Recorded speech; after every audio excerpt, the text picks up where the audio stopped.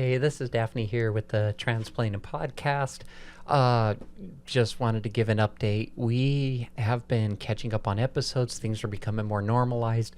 We are actually booked out through June into July at this point, and we are some of the weeks we are even double booked.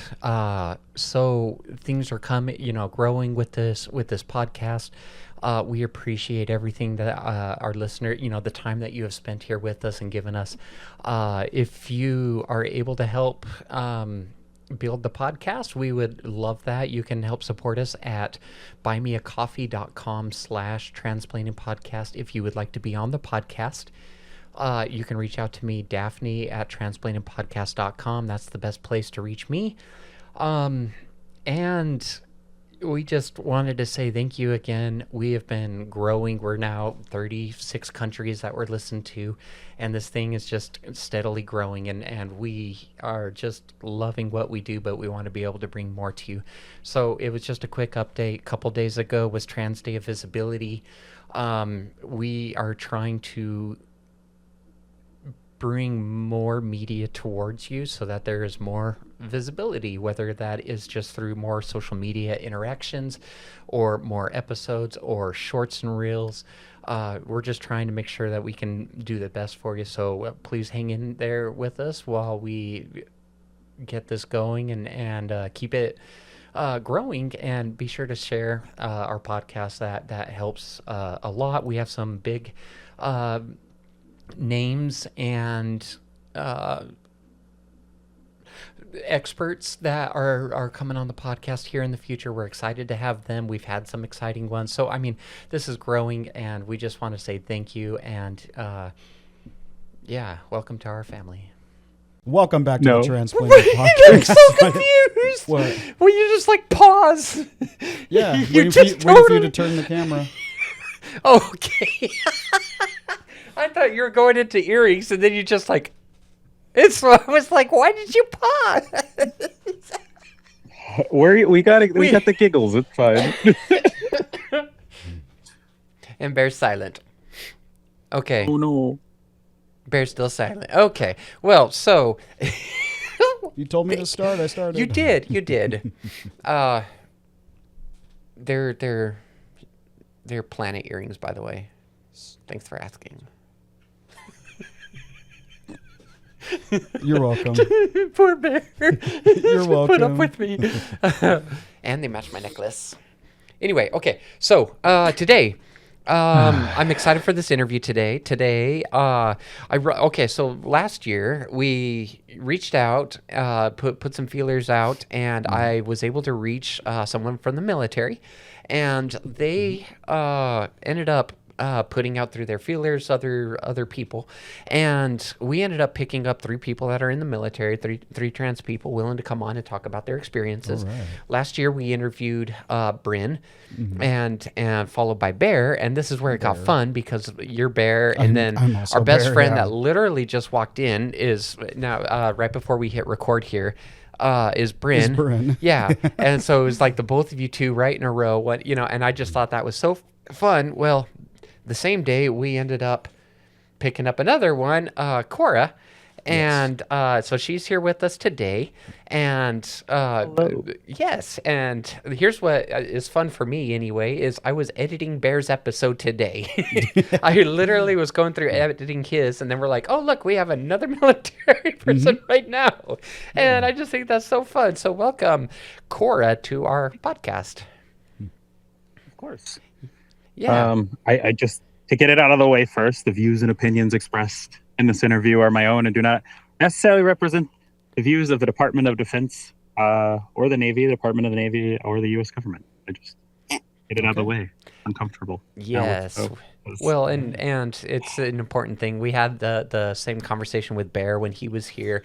Just trying, we're not here to get anybody in trouble. We're just here to kind of talk about people's experiences and what that's looked like. Side note is it's also Galentine's Day. So Bryn brought us flowers. And I'm so... I love getting flowers. I think Bryn's actually, the only person that's ever given me flowers.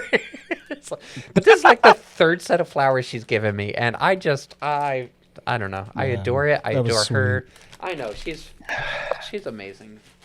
Anyway, so happy Galentine's Day. Tomorrow is Valentine's Day. Yeah. And so yeah, for all the trans girlies out there that want to be appreciated, we're wishing you a happy Galentine's Day. You can be a gal with us, and we're all just gonna have a great time together. So there we go. That's out of the way. So again, today we're interviewing Corra, and Corra is. It sounds like you were in the Navy, but I don't know. Yes. I figure let's kind of go back and hear your story. Like just reel it in, rewind. Yeah, rewind, and here we go. October of 1989. No, I'm just kidding. It was a typical Tuesday. Actually, it was a Thursday at 1400. Thank you. I have my birthing documents. Hashtag Wednesday.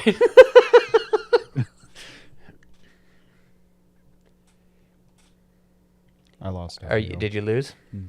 Oh no. There we go. Okay. You can hear okay now? Yeah. Okay. Bear can hear. Bear got his ears. we passed the bear ears to give Bear his ears. Right. It's the bear ears. Bear ears. Anyway. So I'm originally from Orlando, Florida. And joined not straight out of high school, but within a year after high school. Primarily lost a scholarship, lost a job, kind of got into a little bit of a back and forth with my mother on, living in the house still as an 18-year-old and not having a job and not going to school because those were the stipulations. And told her, hey, I'll be out in a year. And 6 months later, I was in boot camp. So decisions were made. I like to always say that it was the best and worst decision I made. Got me out of where I was. I got to travel and see and do things. But primarily, I've been in for a little over 16 years now, and I've kind of dabbled in everything. Okay. I've been a CTM my entire career. I haven't changed that, but in that time, What is CTM? I've done everything. So CTMs are maintenance techs for like signal analysis equipment. You ought to come fix all of my shit.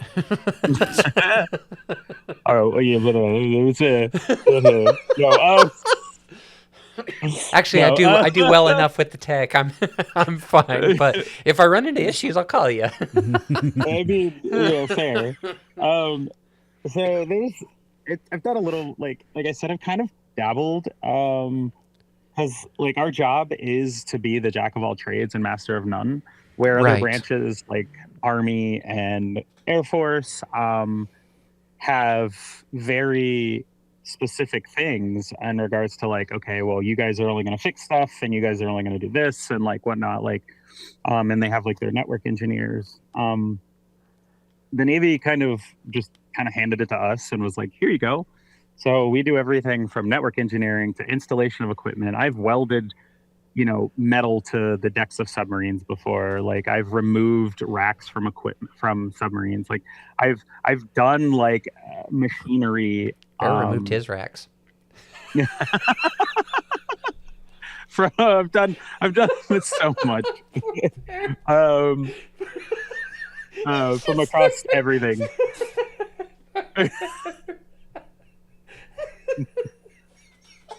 Oh my god! I wouldn't say anything, but you've already talked about it. So, but yeah, so I did that for about 6 years up in Connecticut. Okay. And then I was married. I got married twice. Divorced my first wife, and then got married again. And then moved down to Virginia with my wife. And I do shore duty, which is typically like you have a sea shore rotation. And did some RTD&E like development stuff for some equipment, and worked on that. Did some stuff down there. What is RTD&E? Research and development. for the most part. Okay. But from there, kind of got bored just sitting around on land, not doing anything after being in like a very high tempo environment for so long on submarines. And, it was coming up on my 2-year mark out of the 3 years I had on shore. So I reached out to my detail and was like, hey, get me the fuck out of here. Like, I can't do this. Like, I'm bored as shit. And he was like, bet. And like 2 weeks later, he was like, all right, you're going to a destroyer, and sent me to school for a little while. Ended up, oddly enough, ended up getting disqualified from being able to go to small ships after being on submarines. Go figure. And then I ended up getting sent to a aircraft carrier out of Norfolk instead. And it was a carrier that was coming from Washington State, actually. And which carrier was it? So it was the Stennis. It left in 2018 and 2019. The John C. Stennis left Bremerton and did a world tour, and then parked itself into Norfolk. Nice. And was getting ready to do its like midlife overhaul, where they go through and they like fix all the issues, upgrade anything that needs to be upgraded. Right. And then around, so I think that was 2018, and then 2019 is when I left there because my mother ended up getting brain cancer. So I did a quick swap and moved down to Mayport, and went to a destroyer after being told that I was unqualified to be on a destroyer. Made some backdoor deals that I regret because it was the worst experience of my life. And that's how we became gay. And, I mean, submarines, that, in the cave. That's just the start. Yeah. That's just the start. You know what they say, 300 men go down and 150 couples come up. So, it's a little bit of a... So wait. I'm curious. So were you transitioned by the time you joined the Navy, or is this something that's been a more recent thing for you? No. So from the time I was in like middle school, I knew that I was not what everybody else saw, and like right. I knew that I wasn't the same as everybody else. I identified as pansexual from the time that I was in middle school, and like earlier than that. That's the flag behind you, right? The pansexual flag. Yeah, the pink, the yellow, and the blue, and then the genderqueer is hanging across it. Okay. That was like a middle school thing, and then I think like, and I've had conversations with close friends, and since I've like come out and everything, and like realizing that a lot of what I did like throughout my first marriage and joining the military was kind of like my puffing of the chest, so to speak, and being like, I'm manly, and like, when I was a kid, I wanted earrings, and like I loved tattoos, I loved alternate culture, and like every time I was talk about it, my dad would just call me the F slur, and like, wow, just cool. So I don't talk to him anymore. I don't talk to my mom either, but that's kind of difficult because she's not here. So, touché. No, my mom apologized to me before she passed away. Her and I had a very good relationship, very headstrong of like butting heads. But before she passed away, we had a very good conversation one day on like a very long walk, and she apologized for being, hard on me and like being a difficult and saying all the things. And I was like, honestly, like that's the most heartfelt thing I've ever felt come out of you. Like, yeah, got it. So her saying that, and like her telling me that she just wanted me to be happy and like be who I wanted to be, like that was kind of like the initial like ramp. And I explained a little bit to her before she passed, and then over the next, I would say like year or so is kind of where a lot of stuff like started to kind of come up between her passing and like me going through the process of grieving. And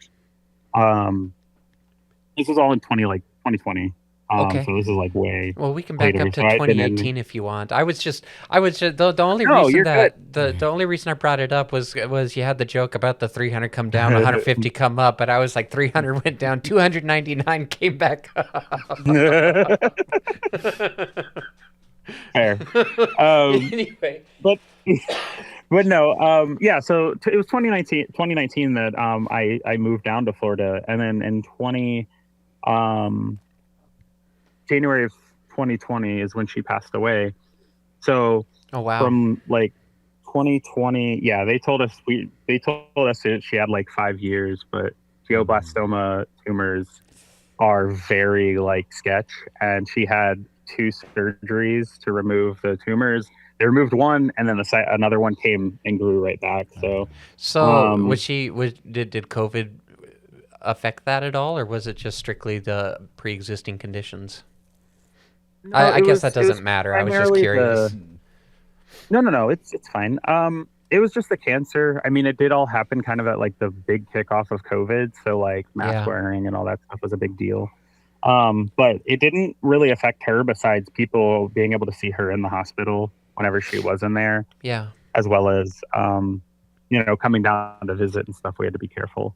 But we, when she did before, right, like I said, before she passed, we had a nice conversation, and from there, like the following year of just like grieving and trying to get mental health to like actually see me, I ended up like having breakdown after about 11 months, and just kind of went through this whole process of like deep depression, and then being like, okay, maybe I am okay, and then deep depression, and then maybe I am okay, and then the mental health portion of the Navy being like, oh, you're not fit for duty, and me being like, what are you talking about?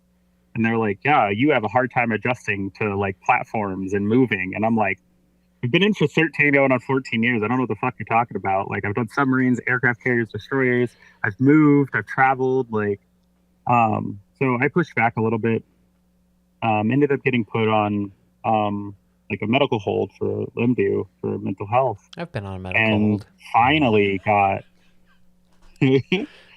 got like a therapist that I was able to see more frequently than once a month to once every 2 months. Right. And that's kind of where everything just like floodgates opened, and started having conversations with my wife, started having conversations with my therapist and friends.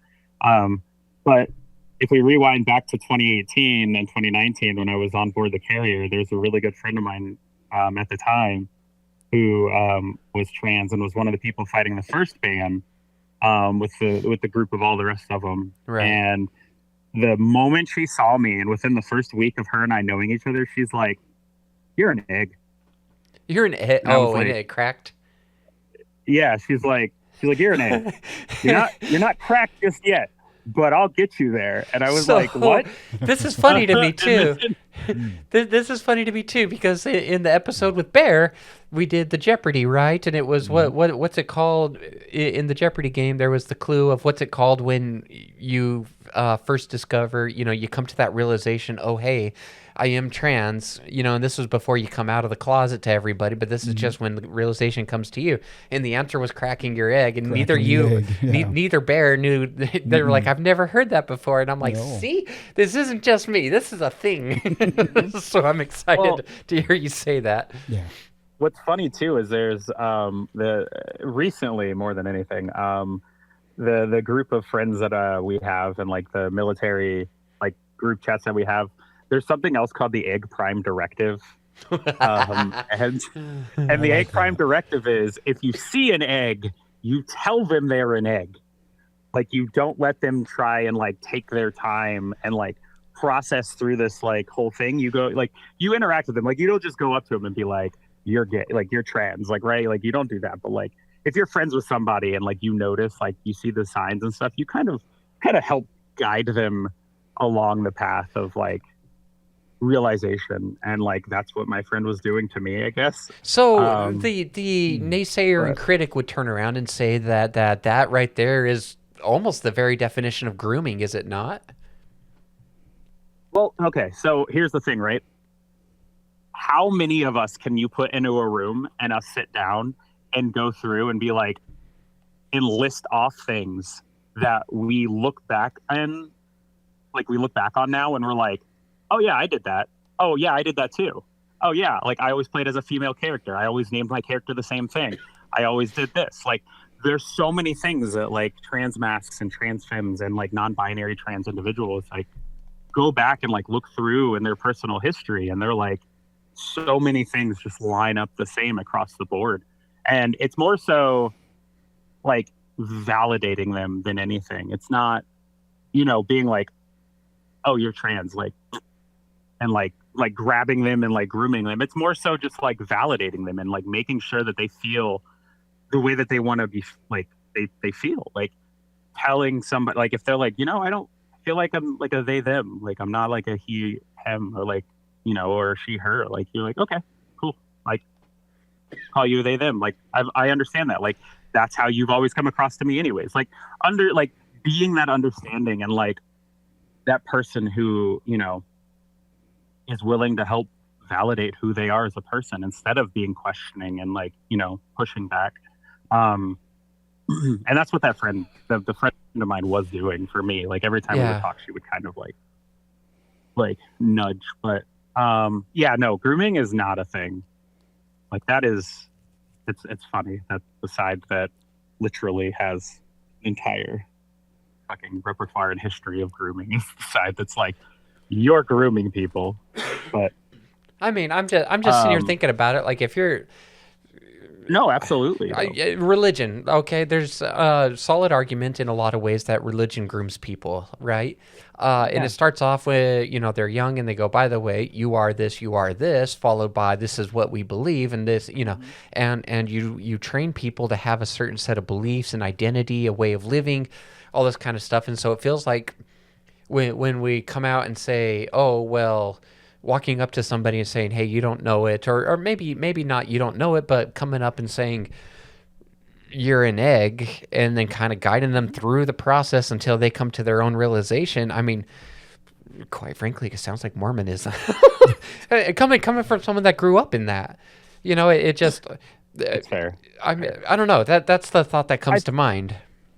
I think the understanding of grooming versus like validating somebody's like experiences, like especially coming from like, because it took me forever, and like I can personally say like my experience is like significantly different than so many other like trans people that I know. Because like when I came out and I told my wife, she was like, cool.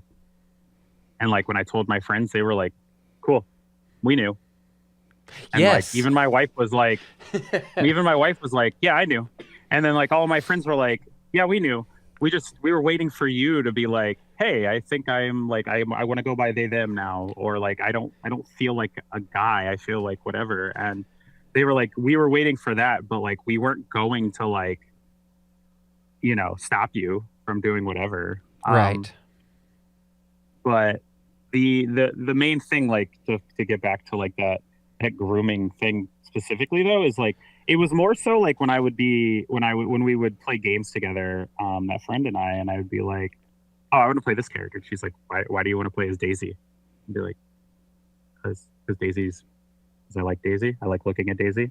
Right. He's like, what do you mean? And like it was more so like the little nudges of like questioning certain decisions that I would make on things, just to kind of have me question, like, so it's like guiding to a reality rather than telling them this is the reality and then showing them the such. It's helping. It was more, it's more so like, hey, you do realize like you do these things, right? Right. And you're like, what do you mean? And you're like, yeah, okay, sure, I do these things. And then, over time, like you start realizing, you're like, wait, like that's not new. That's something I've done my whole life. Yes. I've like that was the thing. And like for me, like growing up is like I never felt like a boy. I never felt like a girl either. Like I always felt somewhere in the middle. Like, and I still claim to that, but I guess because of like the growth of like I don't identify as like an androgynous, like non-binary, because like growing up the way that I did with how like my dad treated me, and like how the understanding of like what it means to be manly and everything, it's like I don't want to associate with that. Like it looking back, it hurts, you know what I mean? Like yeah, it's not something that feels good, and it's not something I want to lean into. So like that's why, I started off as like they them, and then I went to like they she. And when I went to they she, a couple of my friends kind of were like poking me and being like, "It's fine. In a couple of years, you'll just switch to she her, and like you'll get rid of the they them." And like I hold true to the fact that I still use she them, but primarily she her are like my pronouns. So, but I got a few questions then with that. So you're identifying more as like gender queer, or gender fluid, or what is your identity? How do you see that? So I identify as gender queer personally. Okay. What does that mean to you? And it's kind of interesting. Yeah, I was gonna say, because like whenever I get pulled into the trans umbrella, because like genderqueer, non-binary, like certain groups get kind of pulled into that umbrella. And I was talking to a partner the other day, and I was telling her, I was like, I understand why, like I get it, but like for me, like my experience doesn't speak to like a lot of the struggles that trans people have gone through. And like that's in some way why I'm not a huge, like I'm not going to argue it if somebody's like, "Oh, you're trans," right? Like I'm not going to fight back, I'm not going to push back. But like in some respect, I don't feel comfortable accepting that, because like I've looked back like the history of like the struggles that trans and LGBTQ people have had and stuff like that, and I'm just like, I feel like at my good old ripe age of now 36, like I haven't had some of those things. Like I was closeted for so long, and by the time that I figured it out, I was surrounded by people who accepted me and loved me and cared just for me wanting to be happy, that like it's hard for me to put myself into that category personally. And so like that's why I look at myself and I'm like, I feel more genderqueer, because like I feel like I fall somewhere in the middle, but like I lean towards the femininity more than I do, the mask side or staying androgynous. Okay. So one of the other things that's kind of pulled up when I was reviewing Bear's episode is that the military is very gendered. So how you said somewhere in the 2020 to 2021 is when you're going through and having a lot of the conversations with yourself. I'm assuming that at this point you haven't transitioned. So you want to walk us through what that process looked like? So 2022 is when I kind of started having like the actual like firm realizations, and like having the conversations with myself, my wife, and like very close friends of mine, especially those who I was like close with that were trans, and just kind of like putting the pieces together and just being like, okay, like I do feel this way. Like this is something that I've felt for a long time. And then when getting up to like leaving Florida, because at the time Florida was still very not okay. Getting up to Maryland and having a lot of the safeguards and like the places, like there's so many like LGBTQ friendly places. There's so many like queer open spaces and just like safe places for us to exist and just be happy. I mean, every county in the area has a pride event like throughout the first half of the year. Up here, and it's just amazing to like see. And I felt way more comfortable up here, and started my process in 2023 going through like the military. And it wasn't until 2024, after going through like the therapy, like talking to the psychs and the therapists, and like going to support groups and stuff like that, to where I was able to get the diagnosis. So 2023, 24, you finished the therapy. So 2023 was like it was like the beginning of like the administrative process, right? 2024 is when I was actually able to get like HRT started and everything like that. And one of the things that I look back on is when having those conversations with like the therapist and stuff, bringing up what I just like talked about of like falling somewhere, and having the conversation with the psychiatrist that basically ran the program up here at Walter Reed, was just like, yeah, no, like I have to have one or the other. Like you have to be male or female. So you either tell me that you're just going to stay being male, or like I put you down as having gender dysphoria and we move forward with like the process of like you transitioning. And I was like, cool, like female, like let's like I don't want to stay this way. Like this isn't who I am. You don't want to be seen as male. Yeah. Right. And so she was like, all right, let's go. And she was like our biggest, and still is our biggest supporter, but with everything that has come down since then, like she is backed way up in the process of like, you know, being a cornerstone for us over there. And you know, I'd love to give her a shout out, but I don't want to put anybody in a line of fire. But fair enough. You know, there was a lot of stuff that went into that, and then going through like endocrinology, and then still also like it wasn't required, but there was a support group at Walter Reed for trans military and vets that we could go to on a weekly basis, and it was an invite only thing, and it was there specifically for us to go and have conversations and like help each other out, but also to you know, talk to that psychiatrist and other doctors that were there who would come in and be like, hey, like what issues are you guys bumping into? Like what can we help you with? You know, where are you at in your process? Like where can we help you all and better this? And everything was good and great up until November of 2024. Yeah. Yep. And like the second that happened, you know, we all kind of went into panic mode a little bit, but it wasn't until like inauguration day, I think, that we all kind of, you know, some of us, like I myself started running in circles screaming fire, you know, metaphorically speaking, because like I am always like the one who will like freak out like really bad for like a couple of days. Then I'll be like, there's a clip from Smosh where Angela is like yelling, and then she's like, I need to calm down.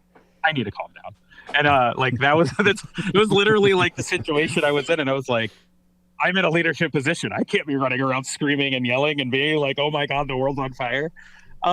So I reeled in, and in doing so kind of like reached out to those in my command and those in the area that I knew of that I was close with who were also trans military, and was like, hey, let me know what you need. Like, I got you. Like, I am willing to put my neck out there and like, you know, go to battle for you if you need me to.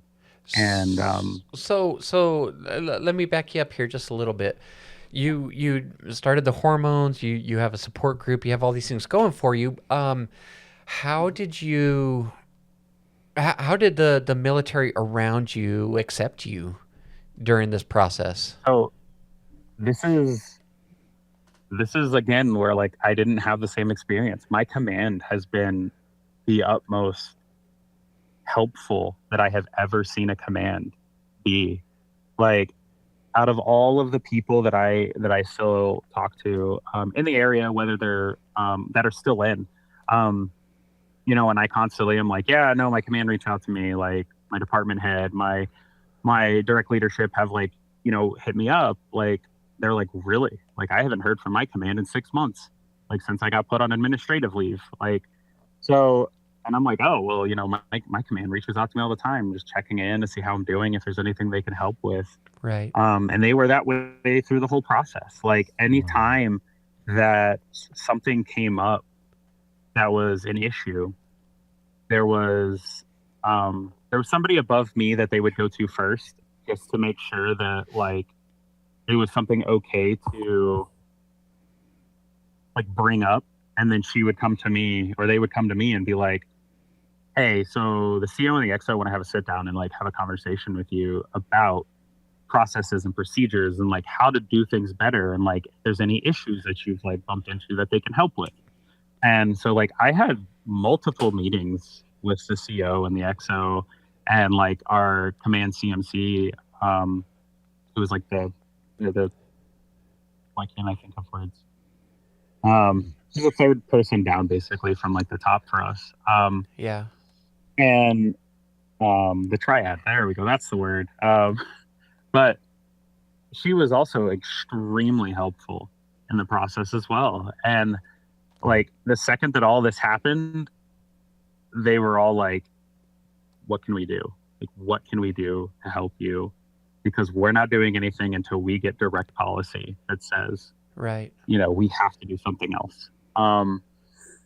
And I had that conversation with him of like, well, you keep doing what you've been doing. You keep supporting, you keep helping us and like pushing processes. And if anything, you help fast track if necessary. So, I couldn't have like hoped or prayed or like did rituals, whatever you want to call it, like for a better command, a better support system throughout this whole process. Because what would a ritual I can still hit them up now? What would a ritual for trans people that are like, I need to stay, not stay trans, but somebody's like, yeah, I need to keep my transness up. Do you know what I'm trying to say? Whatever. They're like, I need to be out there. Like, what would that even look like, I don't know.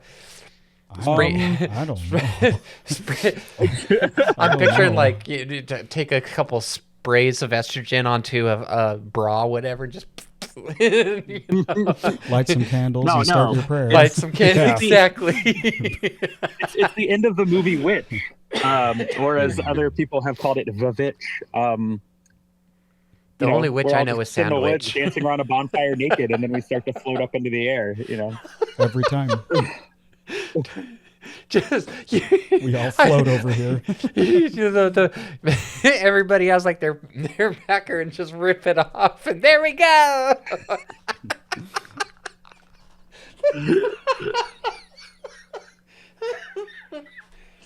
Oh my god. Anyway. So everybody is sitting there working with you, trying to help make sure that you guys are all taken care of, your needs are being met in the military. At a command level, yes. At a command level.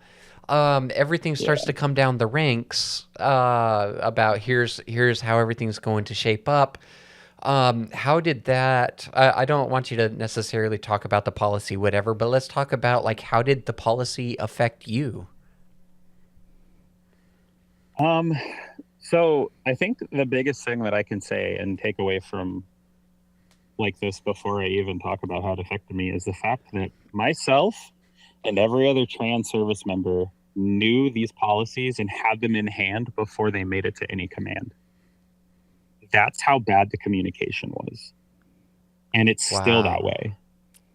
So like we were getting them because like there's not like, we're not excessive, like we're not everywhere, but at the same time, we're everywhere. Like there's at least one of us somewhere in a job position, but like in total, we don't break, high numbers. Right, of course. So we would get them and we would like, I would have this policy in hand. I'd walk it to like my CO and my triad and be like, hey, this just came out. And they're like, how did you get that? And I'd be like, I have friends in high places, I guess. Like, I don't know. Like we communicate in this community. And they were like, okay. I read somewhere there was a higher number of trans people along like special forces, among the special forces groups because they're like overcompensating to be that much more of a guy. But I don't know how true it is, but yeah. So I don't know about the special forces. I can say we fall into like the IT and intel realm, like excessive amounts. I mean, in a joking, non-joking side, like you look at the furry hack of like last year or the year before of like, that group of furries that hacked into like databases and stuff. And it's like, the queer community is not dumb. Like we're some of the smartest techies and like nerds around. And it's just interesting how we all kind of fall into those as well in the military. It's the transmission to make transmissions. So what was it? It's the gay agenda, the transmission, and let's be honest. Let's be honest.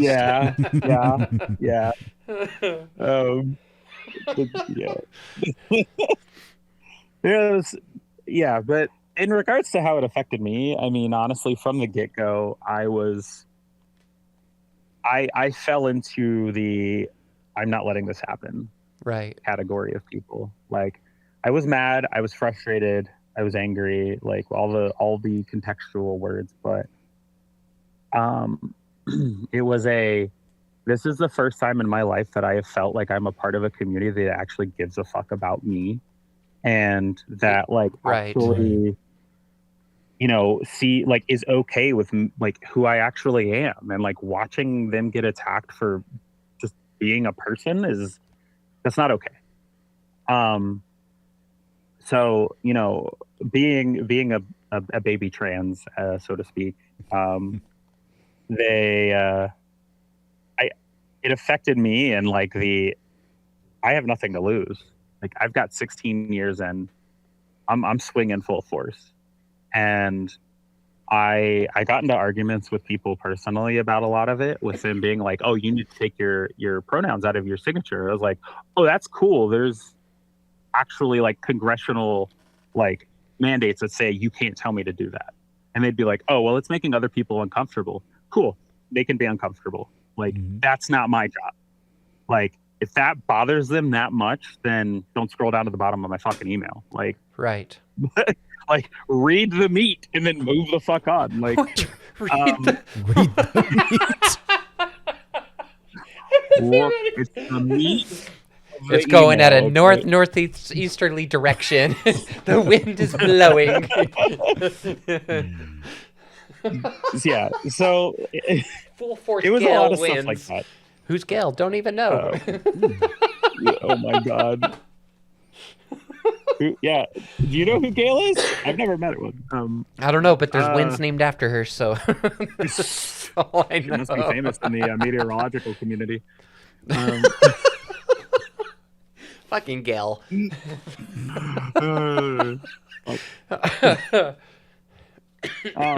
But it was stuff like that, right? Like, at that point, it wasn't the big fight anymore. Like, it was the little things, because like the big fight was in court at that point. Right. With the cases that are still ongoing while we're still getting pushed out, because decisions were made that it wasn't going to harm or affect anybody in a negative way. And so the biggest thing for me is I went from being quiet about a lot of it, and like not silent. Like, I was just one of those like quiet people who, if something happened, I would always like pull somebody to the side, or like I would be like, "Hey, stop doing that. Like, that's not cool." Right. So where I was like, "Yo, shut the fuck up. Like, you are an idiot. You are wrong. Like, that's not okay. You don't treat people like that." Right. And it's I won't say it's gotten better. It's gotten worse. I went from doing that in offices to doing that for advocacy groups now, and putting my efforts and time into helping the community that is around me now, up here in Maryland. And like I've been on an administrative absence for almost, like, by the time I separate, if everything goes the way that it's looking like it's going to go in June, year and a half. I stuck it out about a year of just being on admin and not being able to really go into work because of not of the uniform standards. And like there's a lot to be said about like the politics of it, of like money and like all of that stuff, right? And like the time wasted and the training time wasted of me just sitting at home now and like looking for jobs and like getting certified in different things and like going to school instead of going into work every day. But like I stuck out as long as I could at work and on the involuntary like separation side. So, and it took me sorry. No, you're fine. They offered I want to say cash settlements, but it's not 1-800 go cash now. No. But I mean, wasn't there like cash? Stuff? Exactly. So why not take that? And if you know you're on the exit ramp anyways, why not just take it and go? So Severance package. I could just Essentially. quote list off the amount of people that haven't gotten that yet and are being told they're not going to get it because they don't qualify for it. Do you qualify? Technically no, but that's because that's a whole nother that's a whole other situation of me. Like right as this all was happening, mental health was like, "Hey, we reviewed your record and you should have been kicked out a long fucking time ago." And I was like, "What? Oh. And they were like, well, "So the fact that this is all making it significantly worse, we're gonna send you up for a medical review board and like put you into like a status of like a medical board." So that's what I've been dealing with for the last like 6-ish months, which is why I don't really qualify for it, because it's one or the other. Like you either take the separation pay, which was quote unquote doubled for voluntary, and for involuntary it was just normal. But even then, with the involuntary separation pay, like I wouldn't fall into that category either, because I'd be getting medically separated or medically retired. So I would fall into whatever category that is. But there's people that are being told that like even though they like voluntarily separated, they're getting letters from like Department of Air Force, Army, whatever, and it's just like, yeah, you don't qualify for this. Why would you think like you can't go into the reserves, so you don't qualify for separation pay? And it's like, I small letter print says like so there's like ongoing legal battles with almost every branch that's like, hey, stop being stupid, you're doing illegal shit, like you're denying people stuff they signed paperwork for. So just stuff like that's kind of going on. But like, yeah, like in my situation, like I said, I kind of fell into a weird lucky category of going on admin leave and then medical being like, hey, we're gonna submit you for a medical board because like you meet requirements for one. And I'm like, oh great. And then like, hindsight's 2020, and it ended up being more beneficial for me in the long run, because at 16 plus years I'm getting nothing if I get separated besides that separation pay. And that separation pay was shit. Like it was nothing. Right. So I'd rather take the damages that have been done to me and my body and my mental health over the last 16 plus years and have them take care of it for the rest of my life if the powers deem so.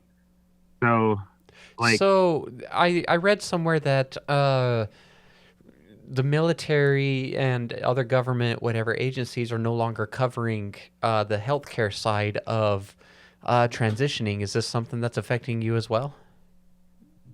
Yeah, that was like day one. That was day one. No more hormones, anything like that.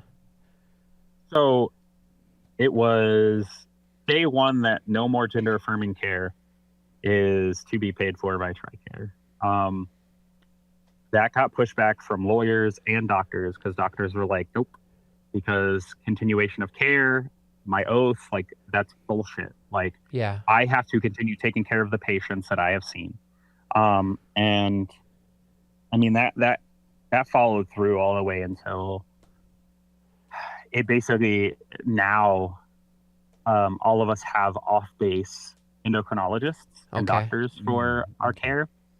But there is no new Ascension care being given. So like nobody, if you haven't started it yet, you can't get it anymore. Right. Well, and it's probably better not to, so you don't get that diagnosis.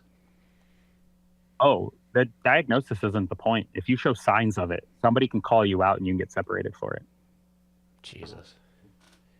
Yeah, it is shows signs of, has a history of, or is diagnosed with. You look like anything that's so I mean, but for real though, I mean that's essentially what that boils down to, right? Is you look like this, you're not man enough, and so here you go, you're out. I mean, I don't remember the organization off the top of my head, but I think it's Out in National Security that came out and was like, this is another lavender scare. Like we're going right back into don't ask, don't tell. Like we're gonna fall right back into the old habits of this being a, if you're gay, you don't say it and don't show it, like hide.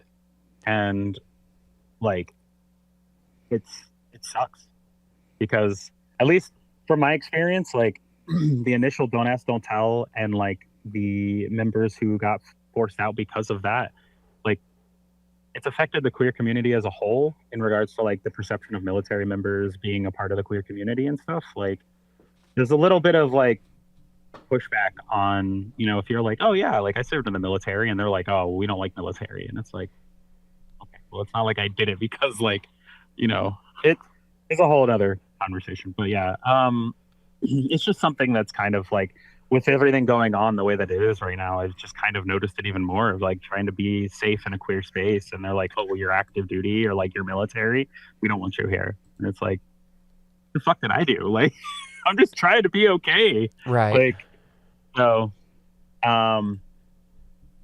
just stuff like that. But yeah, I mean, outside of those of us who already had established care, being allowed to continue that care, somewhere else. I mean, it's still limited, like, laser hair or, what's it called? Electrolysis is off the table, regardless of if like, you still have whatever the condition is. Like you could have the condition for like razor bumps and stuff, and you're still going to get denied. Yeah. So pretty much like any other care is just off the table. I was literally like I was at home. I think, and I was waiting by my phone because I was supposed to be getting a call from the urologist about getting a surgery done, and like the day that happened is the day that the DHS was like, no more. And so like I wasn't like that call never came, and when I called and asked, they were like, yeah, we can't do anything. Yeah. And the injunction came out shortly after, and like there's stories of people who were on the operating table, and like the surgeon came in and was like, we can't do this anymore. Jeez. Like policy is saying like we can't do this.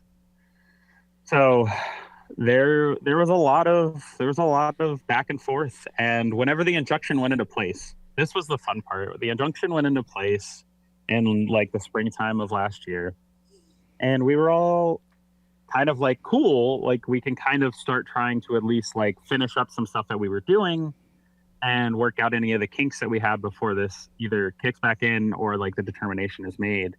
And it took DHS up until the like 3 days before the policy or the injunction was revoked and repealed before they put policy out that was like, hey, you guys can go and get care again. And it's like, no. The injunction was you can go get care again. Like, that's not, you don't get to dictate that. Like, the judge stated this all goes back to status quo before the day Trump took office.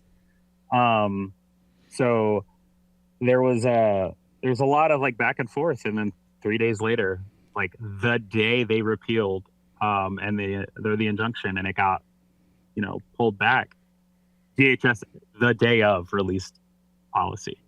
And it was like, it took you 3 months to release policy on that we could continue receiving care, and it took you less than a day to be like, no more. Like, cool, appreciate you, glad you give a fuck. And like it was a lot. Like it was a fucking pain, like just having the conversations repeatedly with people about like, hey, like, no, like this is the injunction states like everything goes back to status quo the day before inauguration, so like you act as though like that's not a thing anymore, like all those like all the anti-trans policies aren't a thing basically. And I mean, it affected my reenlistment. I reenlisted last May, and it made it all the way up to the personnel command for us. And they were like, hey, one of the forms is outdated. All we need is the same people who signed it just need to re-sign it, and you'll be fine. And I was like, cool. And I took it back to medical, and medical refused to sign it. They were like, we shouldn't have signed it in the first place. And I was like, what do you mean? There was an injunction in place. And they were like, yeah, but we don't know what that means, and we're not comfortable with that. And I'm like, like okay, like legally speaking, let me go get a lawyer because you're not going to like the outcome of this if I decided to push it. Um, but being hopeful as I was, I continued on, and like now, my end of service date is May, and I mean, with the medical board, like that doesn't really matter as much because you can, like, if my medical board continues past my end of service date, it'll just keep getting like extended until my medical process is over. um, but yeah, it was a huge like blow for me because like my command was very like it was a back and forth, and it was a back and forth long after that to where like the lawyer that I have helping me with a lot of this stuff was like, yeah, like if you need me to, like I will write a letter and they need to go back and fix this. And I was like, honestly, at this point, I don't want it fixed. Like, um, the It's sentiment that I kind of go ahead. it's hard to want to be part of an organization that doesn't want you. Right. Absolutely. Like, you feel betrayed, Yes. all through this, and you Yes. have all these people still like even in your corner, right? But like as things progressively got harder and stricter, like that corner got emptier and emptier, Right. and it's it's one of those things to where like even feeling betrayed, there was a lot of us that were like, look, if all of this gets flipped around and turned around and we all are good to go, like we can go back to work. Like for the longest time, for the first like 8 months, I want to say, like so many of us were like, hell yeah, like I just want to finish my time. Yeah. Like I had four like less than 4 years left in before I could retire. Um, and so like over those 8 months, like a lot of us were like, yeah, like whatever, like shit happens, like we'll go back. Um, but like as time went on, even through those months, like you slowly would find those people that were like, I'm good, like I'm done, like I wouldn't even go back if they paid me to come back, and it kind of started to like permeate throughout everything, and like now we're at a point to where almost every single person in the group chats or like the organizations that we're a part of that we frequent, and we all get together and we talk, and every single one of us is like, nope, they could literally back pay me for the 3 years that is going to be missed, and I would still say no, I don't fucking want the money. Like, you had an opportunity to do the right thing and you refused to do it. Like, I don't want that anymore. Like, I don't want to be a part of it, and I don't want to be associated with it. I mean, I know there's people that I know of that have like foregone getting some of the money and the payments because they don't want to be associated or like take that money. Yeah. So yeah, it's been an interesting, at least what, year now, over a year. Right. So So do you gave the military 16 years of your life. They did train you in some different areas, and you were able to receive some skills out of it. Mm-hmm. But you got kicked out just shy of being able to retire. Do you regret joining in the first place? no, I don't. Would you do it again? I may have did it. Yeah. If I did it again, though, I would probably, like, if it was one of those go back in time things, I'd be like, look, motherfucker, just come out quicker, okay? It's fine. You'll be okay. No, I don't regret it. Like I said it kind of at the beginning, like it was the best and worst decision I made. Like I wouldn't have met my wife. I wouldn't have my kid. I wouldn't have met the friends that I have, the family that I have that is, more important to me than blood at this point. Like, I have friends and community and family that have stuck by me through some of like the worst shit that I've been through, and I couldn't ask for anything else. And it's also given me perspective on a lot of things, because when I came in, like I was raised in a religious family, very like Republican family, and over the years, like I it took time, but like after realizing a lot of things and seeing how what I do affects other parts of the world, Yeah. like it kind of it shifts perspective so much that you're just like I didn't pull the trigger, but I gave them the ammo, like, you know, and Uh-huh. it's hard. There's a lot that comes along with it as being like a very like morally and like ethically like diverse person, right? Like of being somebody who is okay with so much and like how we're trained is to be like, okay, well, moral and ethics aside, like this is your fucking job, you do it. Like it it eventually comes to a point to where you're like, I can't do this anymore. Like it hurts to think about the fact that things that I've done could have hurt other people. Yeah. I mean, I had talked to a bunch of military members that had came back from, Iraq and I was going to say Iran, Afghanistan, and they told us they had told me that they created far more terrorists than they ever killed. Because the way that things were done, the morality behind some of the actions that were done, caused in some places more harm than good. So that makes a lot of sense to me. Yeah. And I mean, and what's shitty is like the places that I went to and traveled to while I was in I'm still in technically, right? When I was still traveling and stuff, like some of like the best experiences I've had were traveling to other countries and like experiencing culture and yes, like I think my favorite thing is when people are like, well, where's your favorite place to travel and visit? And I'm like, hold on, I got to think of like which place had the best food. Like 600 feet down under. It's always the boat does have good food. The boat does have good food. Sure, we'll say the boat. We'll say the food. It's the meat of the material, right? Read the meat. Arby's. we have the meats. But it's always about like I them. love in the Navy. You know, it's not queer if it's off the pier, okay? It's not gay if we're underway either, okay?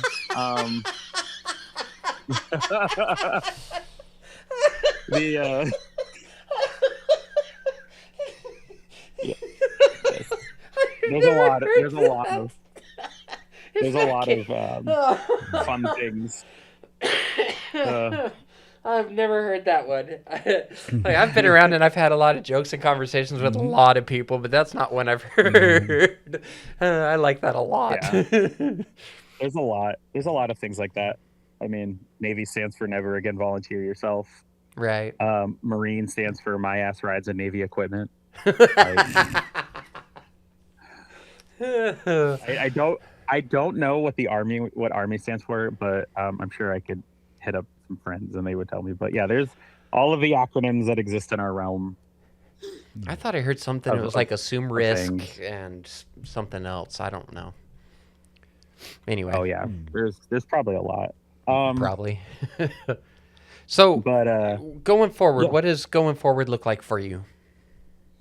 So, towards the now I can say, I guess, towards the end of my career, a lot of what I was doing after my experience with mental health, and like that whole like debacle with my like losing my mom and then being like, oh well, you need to get out. I kind of shifted my entire post-military career perspective from wanting to do like engineering of some sort, whether it be like system engineering, network engineering, RF, based stuff, signal, whatever, and completely shifted my bachelor's degree to psychology. And while I'm still like currently looking for jobs in like the contractor subspace, like I don't want to work directly for the government ever the fuck again. Like the watching them like turn their back and like stick the knife in and twist it as fast as they did, and for them to do it to their own people. Yeah, especially like the group that built the infrastructure that they utilize for networks. Good job, have fun fixing the shit we built. Like, no, so yeah, with all of that, like when I was leaving the destroyer, that I was down in Mayport, I was working on becoming a DAPO, which is the drug and alcohol um, prevention advocate for the Navy. And I mean, I have personal experience with substance abuse, my family, right, history. So like for me, like it hit home even more, and I leaned harder into that. And when I got up here, you know, having a history with mental health as well, I jumped into the collaterals that would help, and I became, you know, a DAPA up here for the command that I was at, or at least an assistant whenever the main one was there. I did the same thing with suicide prevention and all that sorts of stuff. So, Bear, like, you wrote something earlier today that kind of fits that. Yeah, it's all the way in there. Yeah, because I'll give you some time. Yeah, I too was kind of working on that as well. Like there is a lot of substance abuse that comes with, you know, trans community, and was talking to Daphne about it. Like, well, maybe we should, you know, tackle that at some point. Maybe we should mention something because, you know, it to me it seems to come up more and more often, and even I too.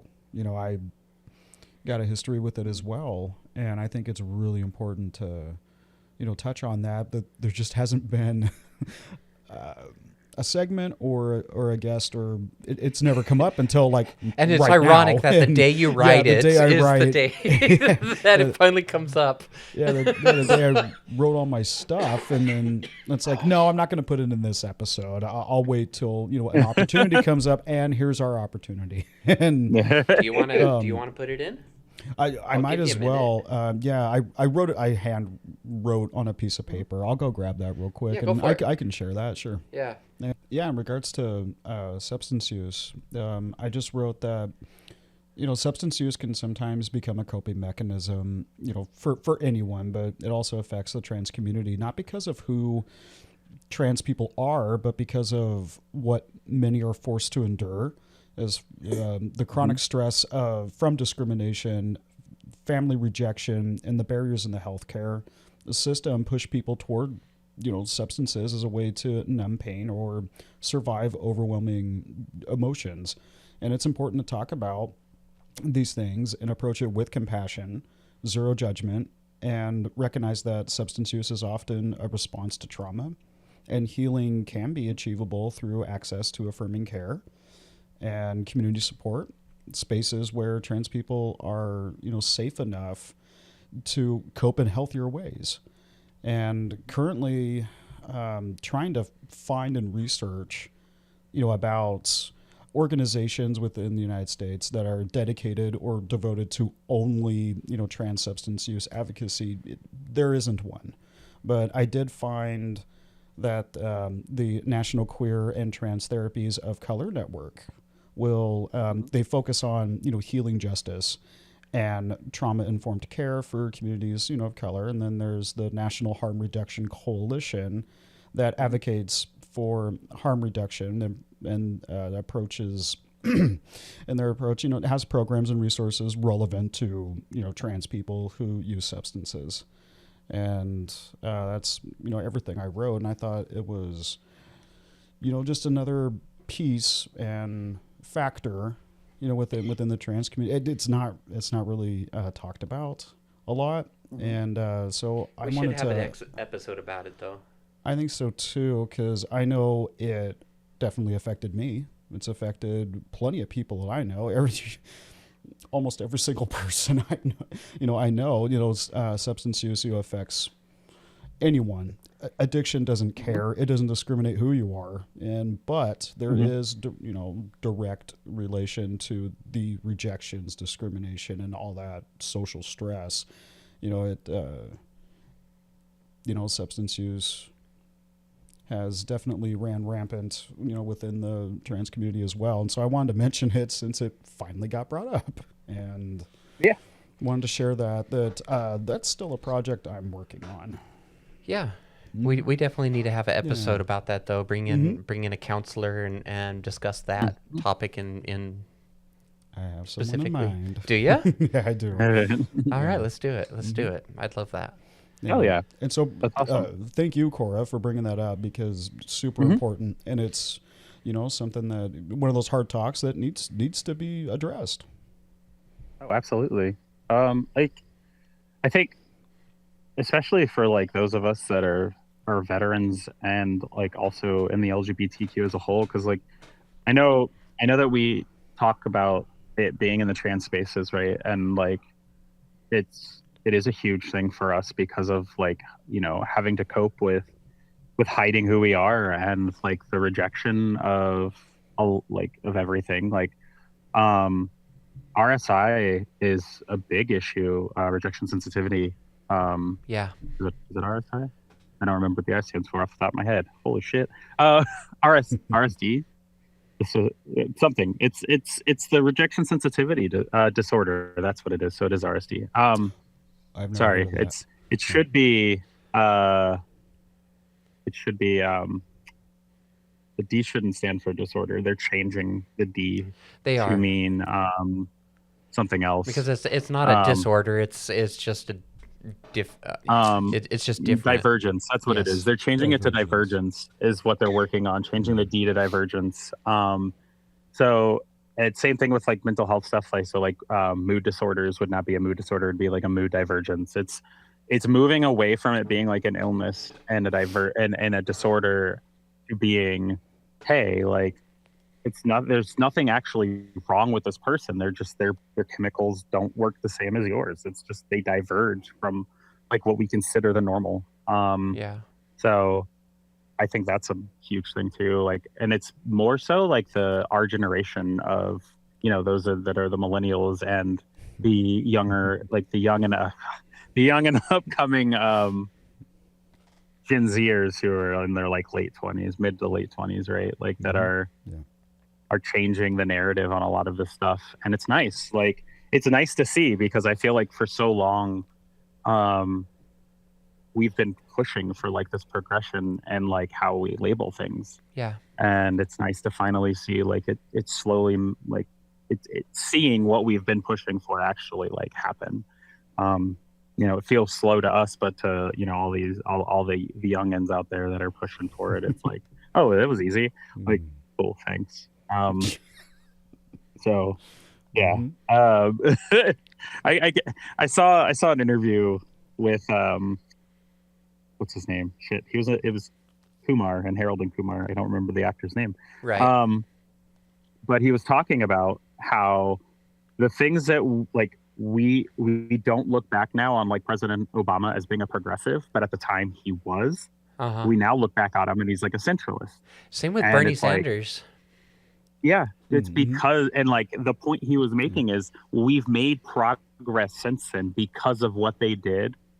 So like now we look back and like to us now they're not progressive anymore. Well, so because we've progressed past it. Right, and the one with Bernie Sanders was, when Bernie Sanders was running, the right saw him as just this extreme left, whatever, and now you look at him and he seems like pretty central with the stuff that he used to say.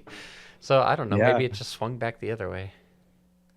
I mean, or maybe swing in different directions. I don't know.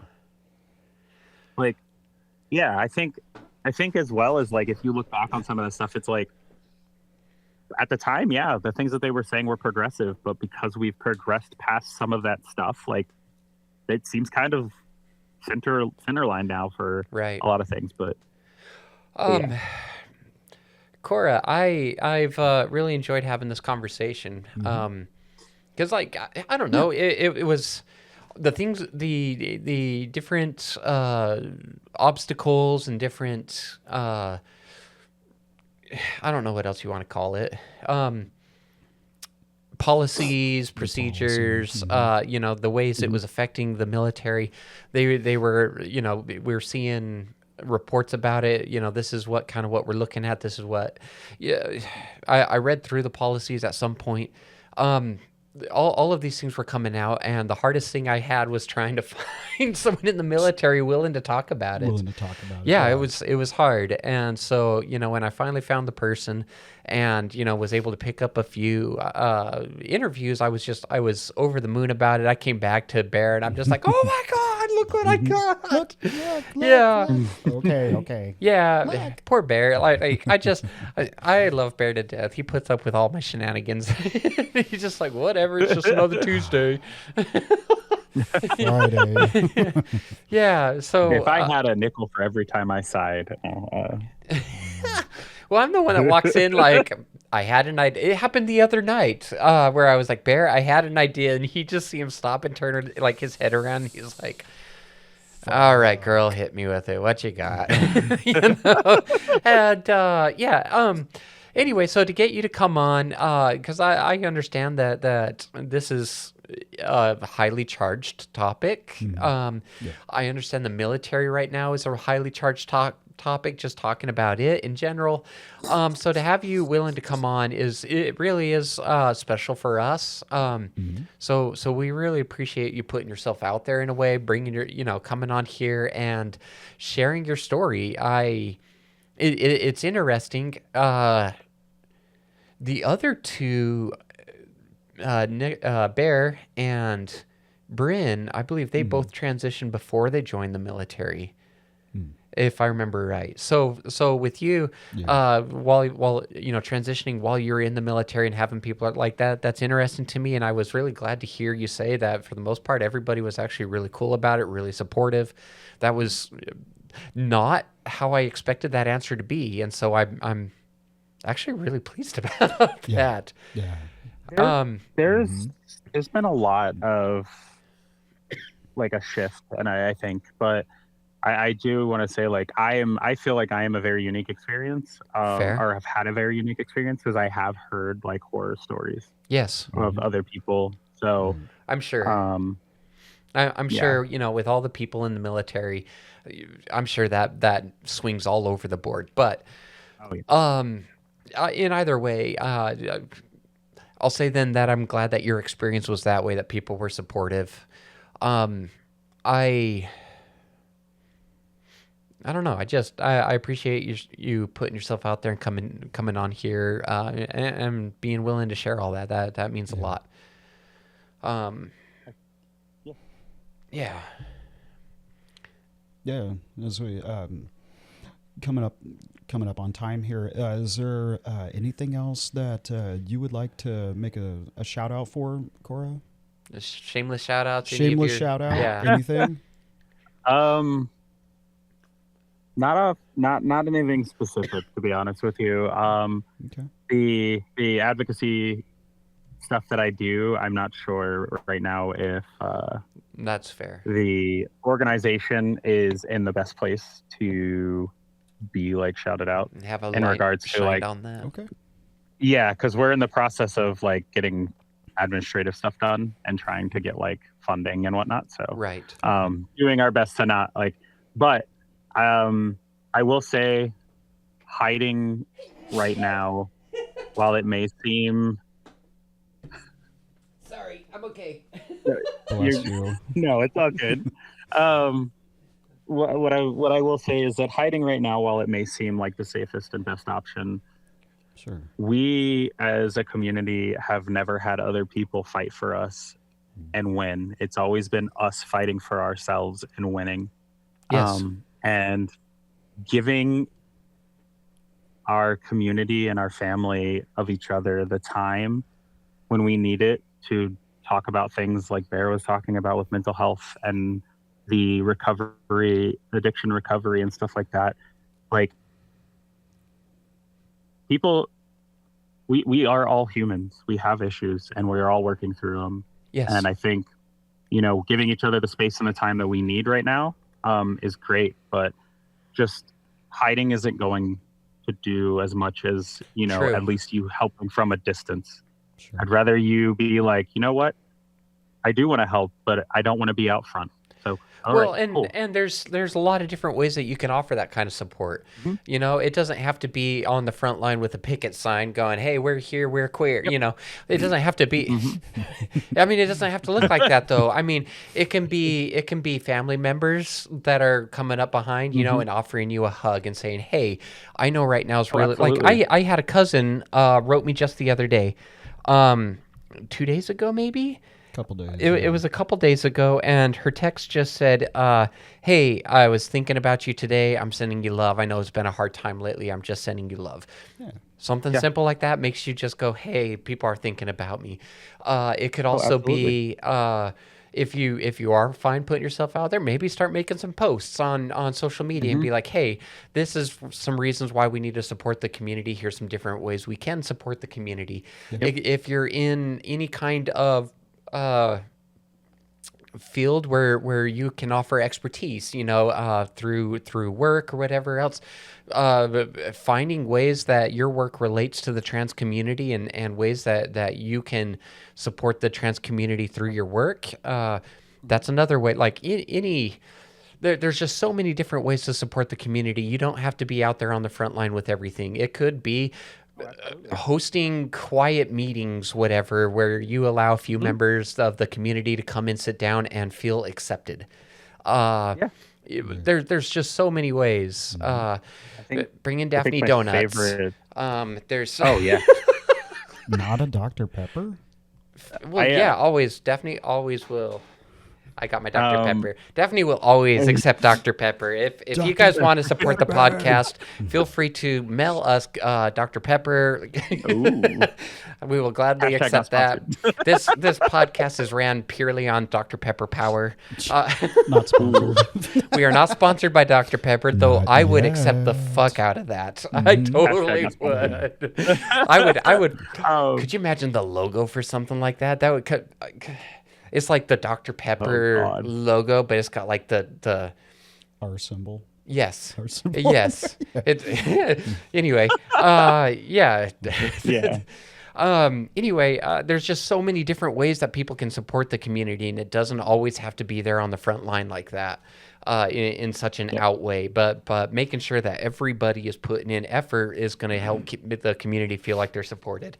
You know, the louder the voices become about supporting the community, the quieter the other voices are going to become, because they're going to really, you know, people become more powered when they feel empowered, or not powered. People become more loud when they feel empowered, right? Sure. And so if the voices are louder speaking up for the community, then that's when we're going to see progress for the community, and vice versa. Yeah. So yeah, I agree. You know, sliding away from helping isn't going to help. or even becoming a recluse and like hiding yourself away, because then it just goes back into what we were talking about a few minutes ago. With on that note, the mental health aspect, you know, right? But on that note, you also need to put the disclaimer that it's also not safe for everybody to come out. You know, sometimes being the recluse and hiding in the closet is the safest thing for you, and there's respect for that as well. Absolutely. I think that's all I got there. Yeah, I want to go ahead and, you know, personally thank you for coming on the podcast today, Corra. Ooh. I enjoyed your what?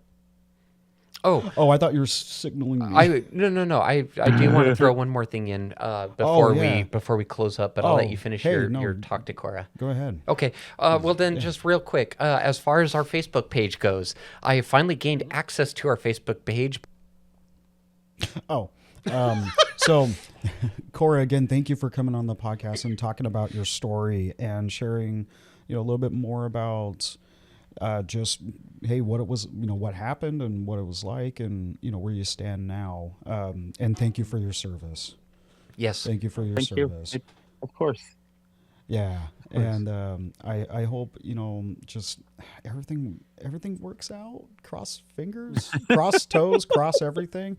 Hope everything, you know, turns out well for you. And you get the result that you get the result that you're, you know, looking for and want. And yeah, definitely. Definitely. Definitely. Definitely. Yeah. And then, thank you, viewers, for tuning into this episode. We, Daphne just said we're still recovering all the socials, and there should be a new Transplaining podcast Facebook coming up soon, but you can still visit the website at transplaitingpodcast.com. The contact, if you would like to be a guest, is Daphne at transplaitingpodcast.com. That is, the current, correct email. And hope everyone has a lovely day. Oh, Galentine's Day. Have a lovely Galentine's Day. Have a lovely Galentine's Day. And Valentine's. And Valentine's, for tomorrow. And, catch us next time. And as always, welcome to the family.